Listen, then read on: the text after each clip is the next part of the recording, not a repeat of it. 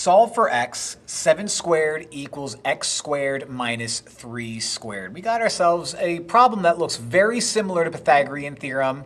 It's not, but it's basically saying, look, if you can do Pythagorean Theorem, then you can definitely do this, and so that's what we are going to do.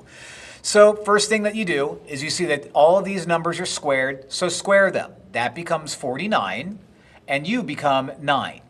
Drop down everything else that we couldn't touch or didn't touch. So the equal sign, the x squared, that minus sign.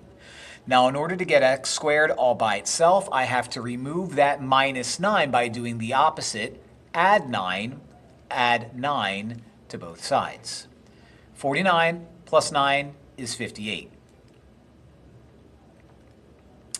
Now that equals x squared.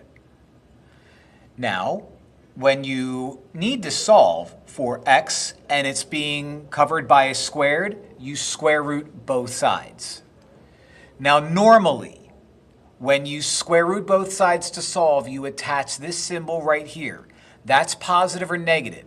It seems like we don't need to do that here. I'm not sure why. I feel like they should have included it, but you know what? I don't make the tests. I just, do the problems on the internet and put it on my YouTube. But what happens is I end up with the positive or negative, or in this case, square root of 58.